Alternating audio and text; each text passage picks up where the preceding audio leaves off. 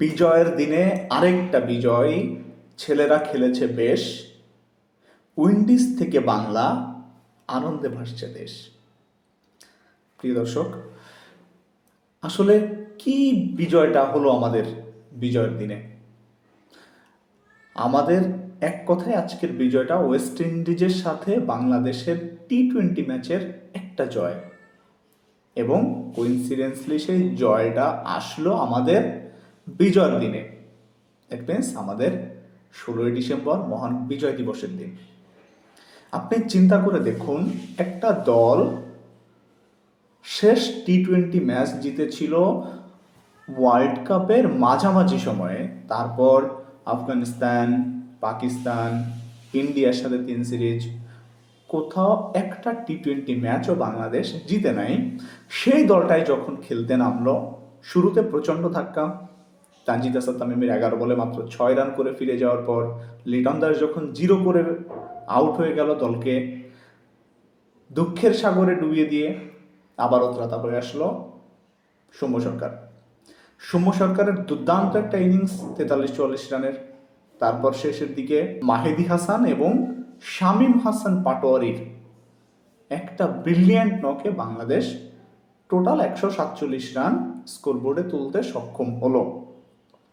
জবাব দিতে নেমে শুরুতে উইকেট হারাতে শুরু করলো উইন্ডিজ, এবং তারা খুব দ্রুত 66-67 রানের মধ্যেই মোটামুটি 6টা উইকেট হারিয়ে ফেলেছে। সো তখন মনে হচ্ছিল যে বাংলাদেশের এই জয়টা খুবই সহজ হবে, খুবই সহজ হবে, খুবই সহজ হবে। কিন্তু যারা ওয়েস্ট ইন্ডিজের প্লেয়ারদের সম্পর্কে ন্যূনতম ধারণা রাখে, ওয়েস্ট ইন্ডিজের প্লেয়ারদের খেলা সম্পর্কে জানে, তারা আসলে কোনোভাবেই শেষ উইকেট অবধি নিজেকে জয়ী ভাবার কোনো সুযোগ নেই। তখন উইকেটে ছিল অখিল হোসেন আর রোবম্যান পাওয়েল। রোবম্যান পাওয়েল শেষ পর্যন্ত ম্যাচটা বের করে নিয়ে যায়। তিনি একটা দুর্দান্ত ইনিংস খেলেছেন, 60+ একটা স্কোর করেছেন।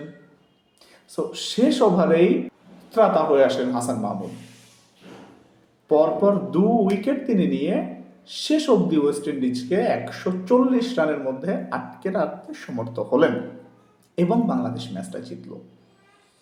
এখন এই জয়টা কত ওয়েল ডিজায়ার্ড একটা জয়।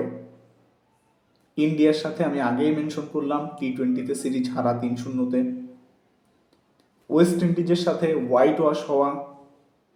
আজকাল তো বাংলাদেশ দল জিততে এক প্রকার ভুলেই গিয়েছে, যেখানে ম্যাচ হলেই আগে থেকেই ধরে নেওয়া হচ্ছে যে বাংলাদেশ মোটামুটি হবে না। কারণ আমাদের ধারাভাষ্যকার যারা আছে তারাও বলতে শুরু করে যে সেখানে আমাদের সাকিব নাই, তামিম নাই, মুশফিক নাই, লিটন নাই। লিটন তো আছেই টি-20তে, মাহমুদুল্লাহ নাই। সো এই যে নাই নাই করে আসলে আপনাকে তো ম্যাচ জিততে হবে, কে নাই সেটা বড় কথা না, খেলছে বাংলাদেশ দল।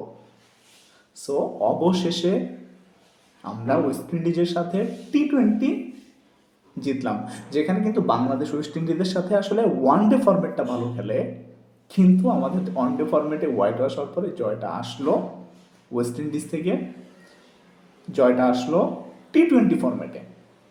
সো ন্যূনতম পক্ষে সাদা খাতা নিয়ে দেশে এবার আর বাংলাদেশকে ফেরা লাগলো না ওয়েস্ট ইন্ডিজ সফর থেকে। আর যদি সাদা খাতা নিয়ে ফিরে আসতো তাহলে কি হতো আমরা জানতাম, কি বলা হতো যে এটা আমাদের একটা শিক্ষা সফর ছিল, এখানে আমাদের প্রচুর লার্নিংসের জায়গা ছিল, আমরা কীভাবে লার্নিংসগুলো পরবর্তী সিরিজগুলোতে কাজে লাগাতে পারি সেটাই খোঁজা হবে, সেটাই দেখা হবে। আসলে এগুলো সবারই মুখস্থ যারা বাংলাদেশ ক্রিকেটের ফ্যান বা বাংলাদেশ ক্রিকেট খেলা যারা দেখে। সো যাই হোক, once again congratulations Bangladesh for a great winning knock, great victory against West Indies on our victory day. So once again congratulations and good luck for the next T20 match. Thank you.